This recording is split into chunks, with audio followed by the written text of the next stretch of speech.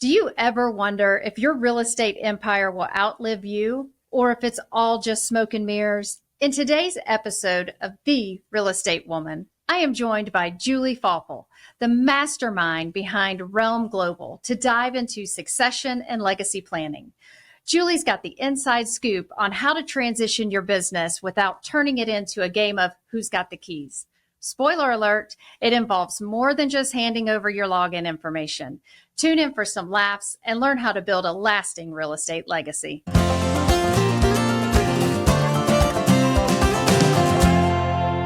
Hello, and welcome back to The Real Estate Woman, a podcast for women in the real estate industry who are passionate about expanding their careers through business development and leadership. I'm Debbie LaRiviere, owner of Monterre Coaching, a company that ascends top talent to new heights in the real estate industry. And that's exactly what I want for you. On today's episode of The Real Estate Woman, we're going to be joined by special guest Julie Faupel of Realm Global, where we're going to dive deep into legacy planning and creating strategies for the future of your business. I am so excited to have my friend Julie Faupel here on the show today. Julie, welcome to the show.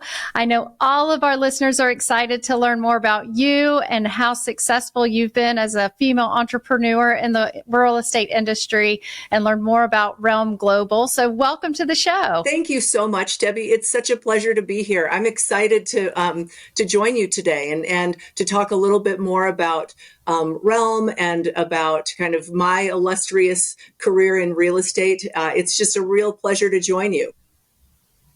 Yes, I know.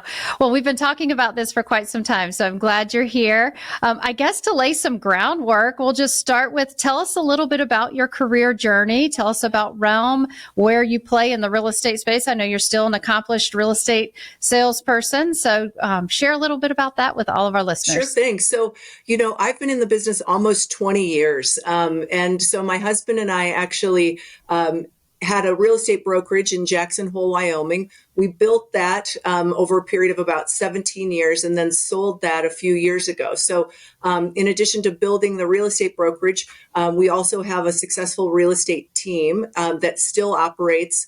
We've kind of built our careers. And as we did that, we've kind of identified places in the marketplace where there may be a need or there may be an opportunity. And I think that's kind of one of my superpowers is to lean in to opportunity or to lean into adversity and kind of iterate on that. And so through the building of the brokerage and through my success as a real estate professional, I built a software platform that has evolved into a community, and that is Realm. And so Realm now encompasses about 600 members. We're in 40 states and 18 countries.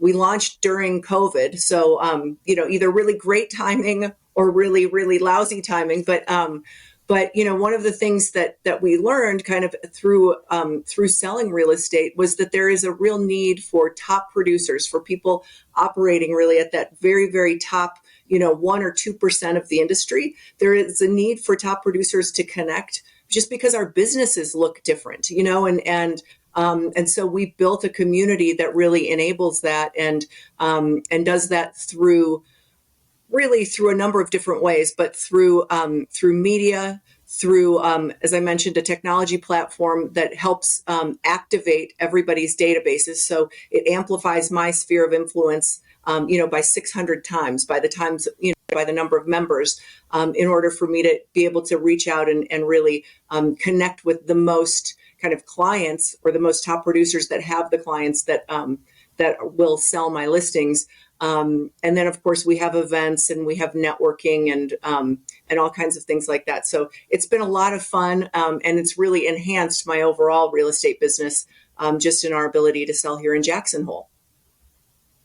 Yeah. And I know when we first connected, you were working to grow to that 600. I think you're about that 500 members. So that's exciting to hit that mark, because I also understand that it is somewhat of an exclusive network. You have to have those levels of production in order to be included, which to me is amazing. And for all of us that are working at that level, because I have had the privilege of sitting in some of the training events that you've done or some of the networking events that you've done online.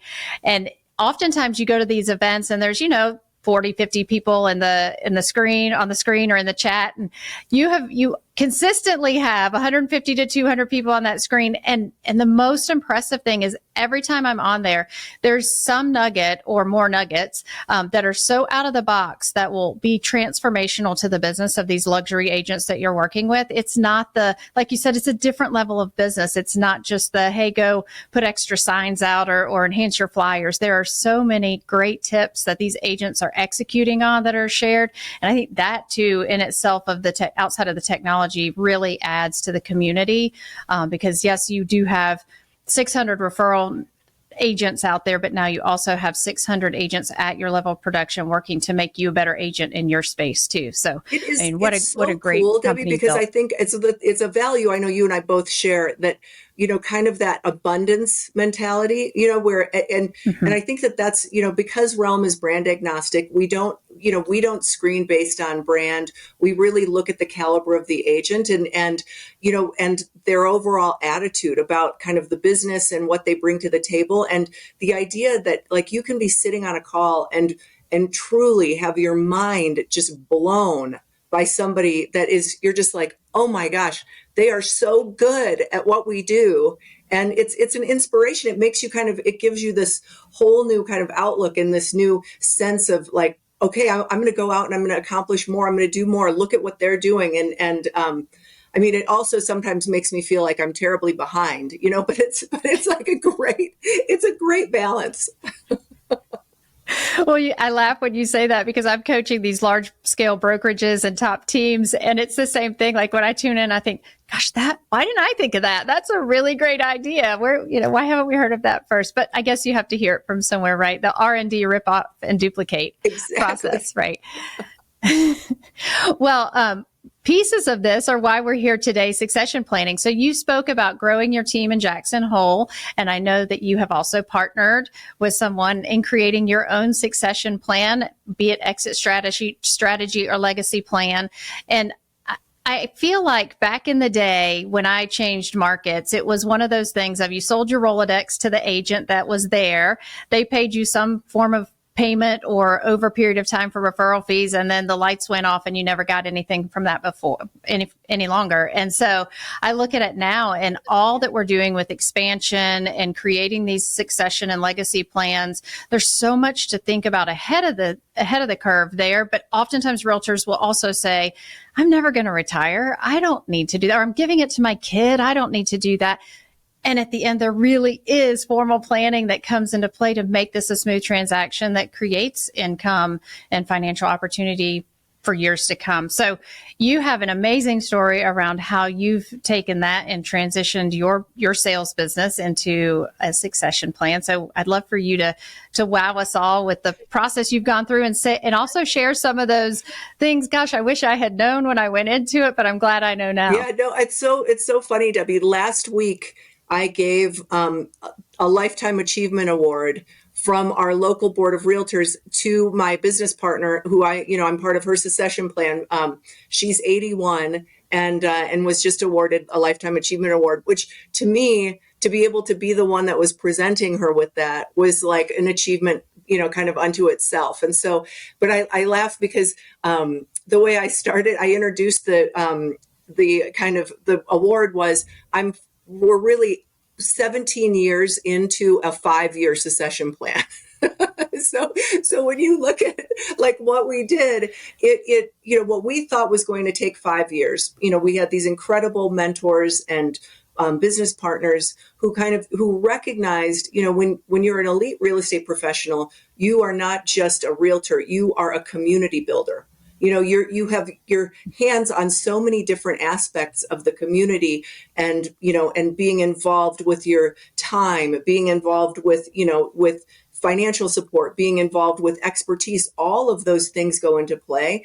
And our business partners really said, okay, look, they looked for 25 years for people that they could put our faces over their faces in the community, because they recognized what a big responsibility that is, as kind of these elite professionals and shaping the community of Jackson Hole or wherever, your environment is. And so And so with that, we said, okay, we know that this is going to take some time. This is obviously a big business, and you're talking about millions of dollars a year in sales and in connections and all of that. And so we really kind of said, okay, let's be realistic. It will be 5 years. Well, that's a succession plan, when you're looking to transition relationships that have been built over a lifetime, it's not something that you're going to do in, a year or 2 years or even 5 years. It's something that happens kind of organically through dinners and through kind of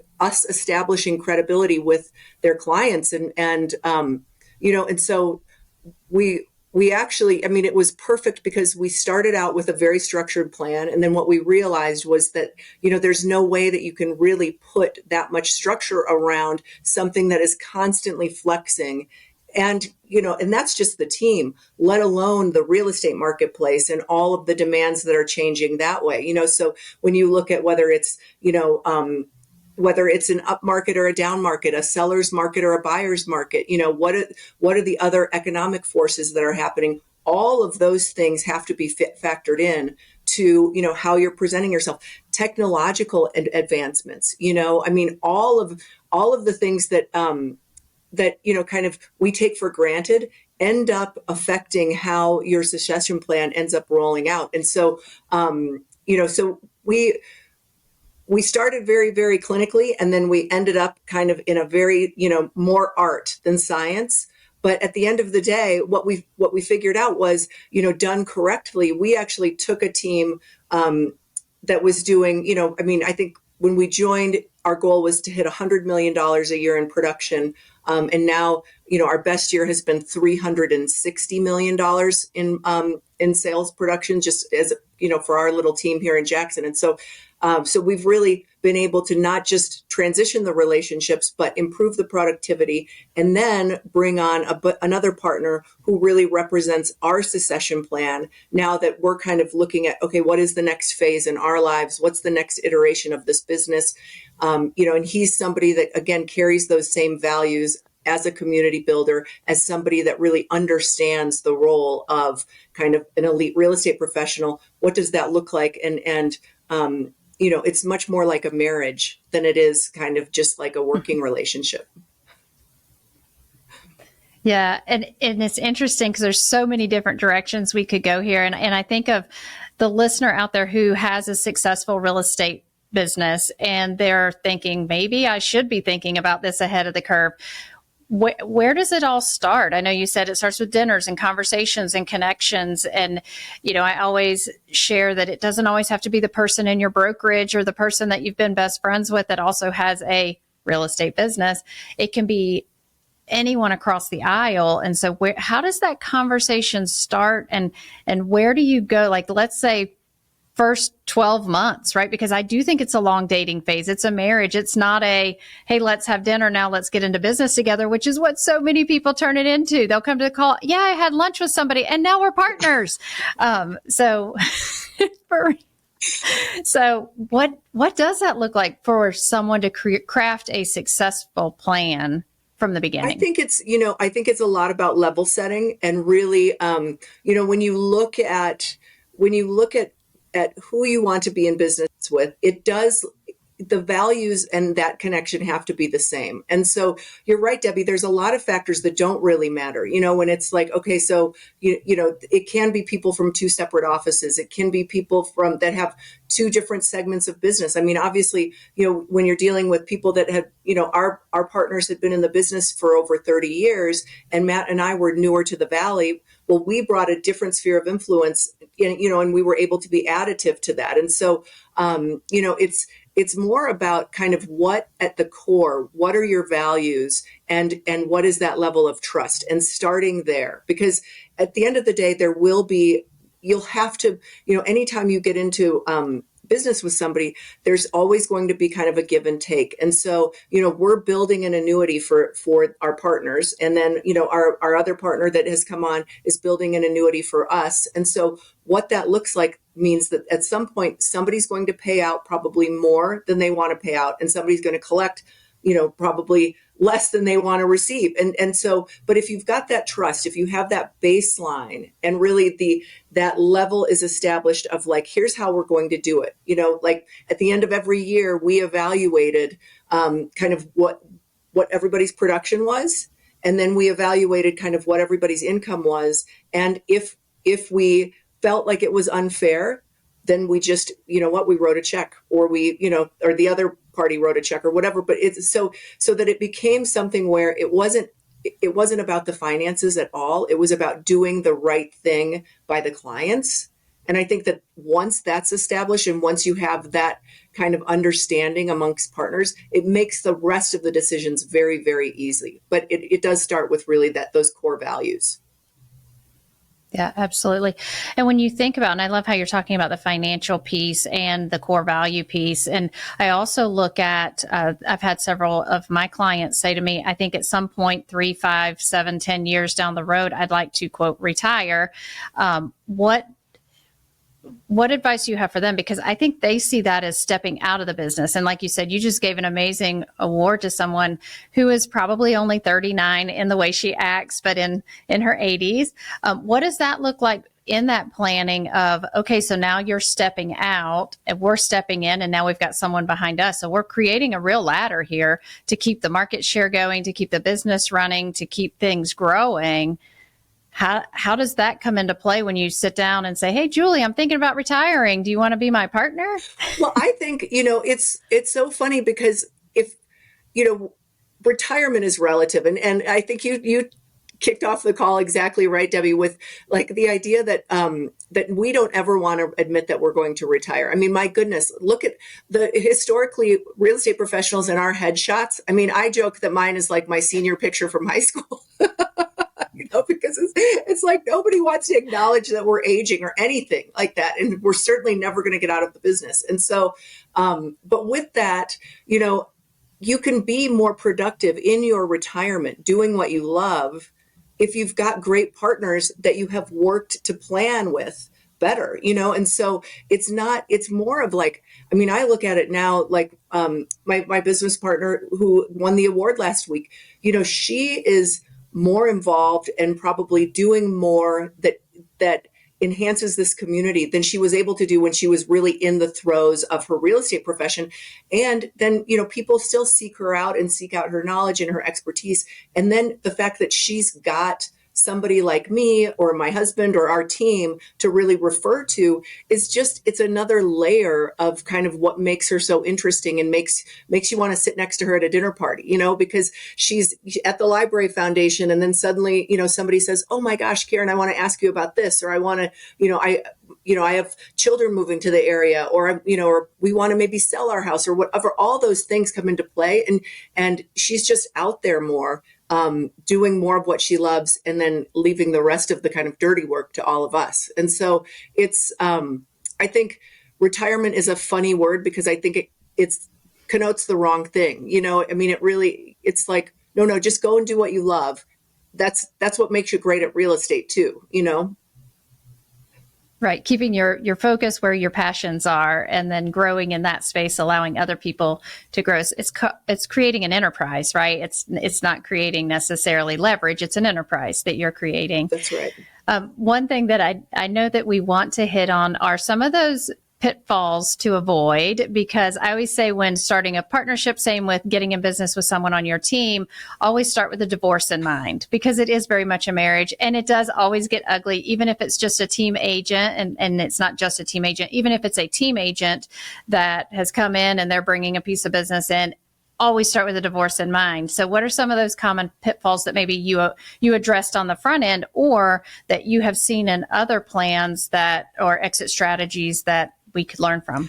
Yeah, I mean, you touched on probably the biggest one, Debbie, which was, of course, people kind of run towards getting into a team or getting into a succession plan. And rather than being methodical about it, or I know that there are brokerages out there that will say, okay, well, we'll award a better split if you're part of a team. And, and sometimes that entices the wrong kind of business practices, because you're not really thinking about what's going to happen down the road or what's going to happen long term, and I think that with with this, it really is about, the clients in that database and the transition that is happening, in terms of the reputation in the community, the experience, all of those things are really, that's the product, right? And so like at the end of the day, you have to be so careful with kind of who is the next person, who are you handing that product over to, so that then, they're a steward of it as well. Because what happens a lot of times is that people kind of, they take a much more haphazard approach to it, and it ends up just releasing that business to the free market in your market. And it doesn't benefit anyone. The clients aren't well served, because it just hasn't been well executed. And I think introducing and talking about your plan, clients really appreciate that, because it is a business. And I think a lot of times, just by nature of real estate, sometimes people don't necessarily regard like, oh my gosh, you're right. This is a multi-million-dollar business, and we're dealing with, in most cases, people's largest single asset. And so that takes thoughtfulness, and it takes, you need a succession plan. You wouldn't, in any other business, you wouldn't expect anything less. And so in real estate, I think it's having that dialogue, not just amongst the team, but then also with your clients, and being very open about it. You don't have to say the R word. Nobody has to say retire, but it really is, you're just stewarding kind of that, you're stewarding these relationships and making sure that you're staying relevant, and your clients are staying relevant long into the future. And I love that word stewarding, because that to me says a unified presence, not, like you said, retire. And I think the perception of a real estate agent retiring is, like you said, all of those people go back into the free market, or now they're going to start getting these mailings from this other person that quote bought the database, and they're going to, they don't have a relationship with that person. So I do like that stewarding of the relationships to continue to keep that, all of it in-house and growing. It's interesting too, you pinged on this with the differences, the different ways in ways that people formulate these teams or formulate their partnerships. And oftentimes it is some of the brokers saying, hey, this person is thinking of retiring, go work with this person, they'd be good for you. Or, hey, this person could probably benefit from the tools and systems that you have, go partner with this person from a team perspective. And so digging deep on different levels that you addressed at the top of the call, which were things like technology. Where are we in alignment for technology? Where are we in alignment with our finances? Is one person a spender and the other person a saver? Where are we in alignment with the core values? There's so many different levels of a business that are more than personality, and can we get along and make it through a fierce conversation. So that's just really making sure there's unilateral alignment most of the time. It's so true. It's funny, when we started, and we actually were noticing that there were people in the brokerage we were affiliated with, there were people that were retiring, and so we put together actually an internal listing presentation. So we would sit with them and say, okay, look, I know you want to go to Scottsdale or to Naples or wherever for the off season. Let us co-list. We'll take a lesser, we'll take whatever it was. I think it was 20%, at the time, but let us have our name on your sign, with you. So that then, and we started to get market share from people just seeing our names out there, because we were on some of the more prominent listings with these people, and we knew that we were going to have to take a haircut kind of in the near term in order to then kind of reap those rewards longer term, as people then started to recognize our names and get brand recognition. And we also, just through that kind of co-listing scenario, we were able to then vet a little bit of some of the people that, that maybe we were thinking about a succession plan with, or we were thinking about collaborating with a little bit more. We kind of had a formula that we could then show them, and then, put that into effect. It wasn't something that was long-term, but it was something that then, allowed them to have the kind of that comfort of peace of mind that things were getting taken care of, that there was an understanding. And then we could kind of, decide if we wanted to continue things further, as we go. Yeah. Well, it sounds like you've been building realtor communities for a really long time. That's And then true. That's Realm true. Global is just the next layer. It's funny. I was on one of the mastermind calls, or maybe one that we were on together, and you were sharing the story about the $65 million listing and how you had to get it sold. So you created an out of area opportunity for realtors to come take a look at this home, to just start that referral community. What would you add for agents who do get a lot of inbound referrals or are sending a lot of outbound referrals to grow that community for added business? Oh my gosh. I think there isn't, there are so many things that you can do to kind of, to network and to grow. It's funny because I think that the latest stat is like there are 1.5 or 1.6 million brokers in the United States, right? And so my husband is the one that says, he's like, I don't need to know all of them, right? It's possible that I can know maybe 500, maybe 1,000 brokers, it's just a ton. And so then focus on that, and focus on really driving that network and kind of being of service to them, so that then that's really those, because I think sometimes we all focus on the big numbers, and it's like, that's not where the bulk of your business is going to go. You end up spread too thin, but doing things that really help people then come in and experience your community. I mean, it's something that we're all really good at, is entertaining and having fun and, being great company. And so, I always think the more I can do that, the more I can bring people in, the more we can have dinner with them, the more we can have them to our home and kind of have them experience Jackson Hole. They become ambassadors for us, and I think that's really, I think that's critical, because what ends up happening then is that connections just get made because people are curious about your destination. Or, one of the things that I do that's just kind of a funny social media thing is like when I see, one of our clients will be on vacation somewhere and the Turks and Caicos, and I'll say, hey, looks like fun. If you need a really great resource, check out, and I'll talk about my referral partner in Turks and Caicos with my client that's there on vacation, right? There's so many different ways to kind of activate that. And it makes it fun, and it kind of gamifies it. I love that idea, because I've been forcing the social media comments, but not just like and love, give something of value. So that, what a great, not even on a mastermind, and you're giving tips on how people can grow their businesses. So is Realm Global then going to 1,000? If Matt says 1,000 friends? Oh yeah, that's a good question, Debbie. That's a good question. It's amazing to me because we've really allowed the community at this point. Like this is, I had the good fortune of having a really great idea, and it's been adopted by, some of the top producers in the world, which is great. But now it really doesn't belong to me anymore. It belongs to the community. And so the members are now really dictating kind of what they want and where they want to go and what other markets we're in. And because 600 was really the goal, where, okay, so the platform is sustainable. We have patents that kind of protect all of the IP. And we have the ability to scale into other luxury verticals. So we can look at wealth management, or we can look at yachting or aviation, because all we're doing really is we're building a lifestyle profile on the individual clients, and then we're doing the exact same thing for the asset. So in this case, the homes.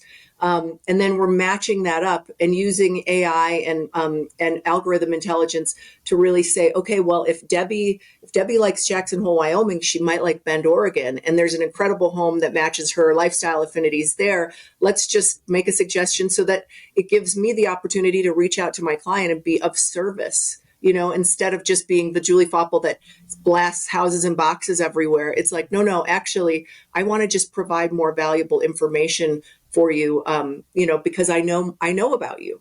And so we can do that with real estate. And then, as we look to other verticals, everything kind of informs everything else. So when somebody buys a new ski house, they need a new car. And so is there a way that we can then kind of help match them up with that?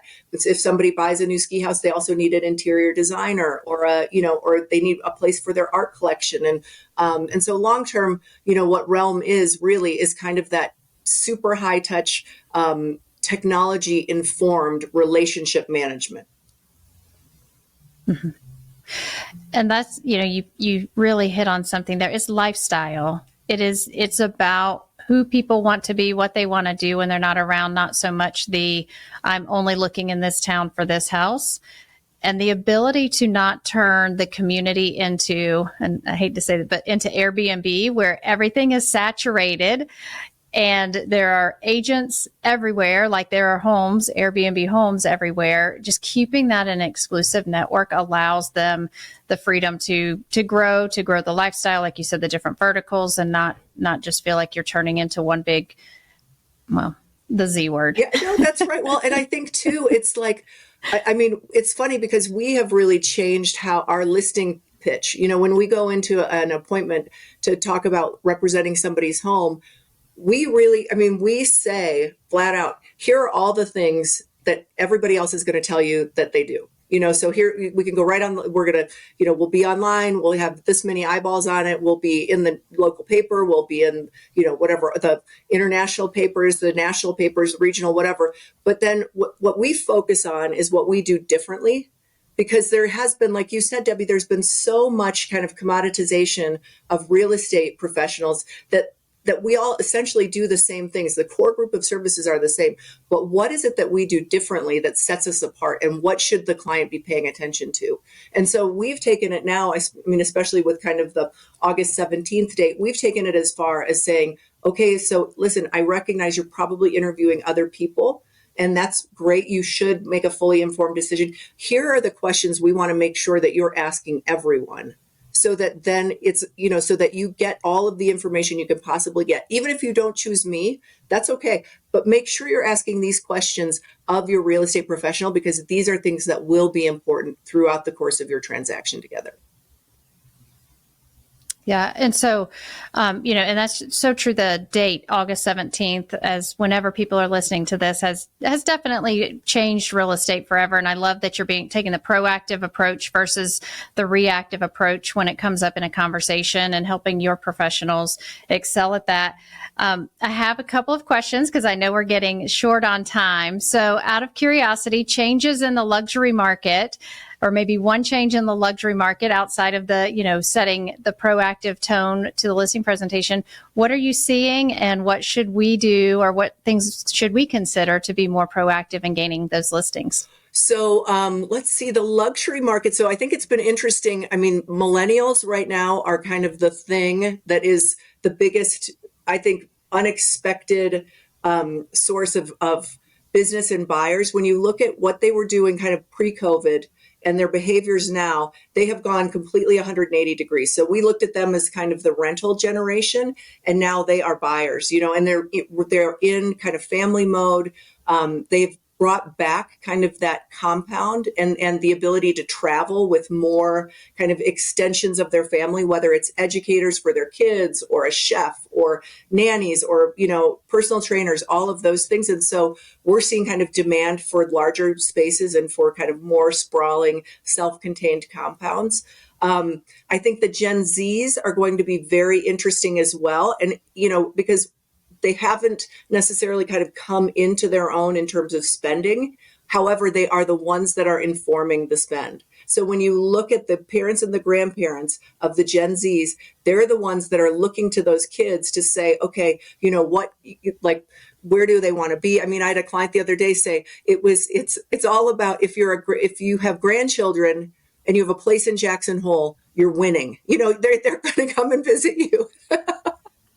But it's kind of true. So you think about, okay, who are the people with the checkbook? That's one part of the transaction. But the other really important part are the people that are the ones informing the spend. So don't forget about these younger generations. What a great nugget. And also the need to build out that vendor list, like you're talking about, for your areas at a high level, the nannies, the personal trainers, the dry cleaners. I mean, all those things that we take for granted with these people come into town for just a short period of time. I know I'm in a beach community. So those are things where anytime I have clients purchase beach homes, I give them my daughter's phone number and say, when you're in town and you need a babysitter, she's more than happy to babysit, right? So that she gets the phone calls. That's it. That's it. Well, and Debbie, I think too, one of the things that we've done is we've paid to have some of those service providers get their licenses, so that if it's a personal trainer or a jewelry expert, I mean, we've had people that have been great at retail, and I'm like, look, all you have to do is make the introduction to me and I will pay you a referral. I mean, and it's been a great relationship. So just wanted to add that little tidbit in there too. Wow, that's great. What a great way to expand those lists. Well, before we go, how do they find more information about you, or how do the listeners connect with you in the event that they want to apply to be part of your program? Well, I would love that. So website is best, and that's just realm-global.com. And you can always reach out directly to me, and that's just Julie at realm-global.com. So I'd love to hear from anybody. I love it. Well, I truly appreciate you, all that you're doing for the real estate industry, and your time today, spending it with our listeners. I look forward to us catching up again in the near future, and I hope you have a great afternoon. Oh, likewise, Debbie. This was so much fun, and we should do this more often. We should. We definitely should. Take care. Thank you.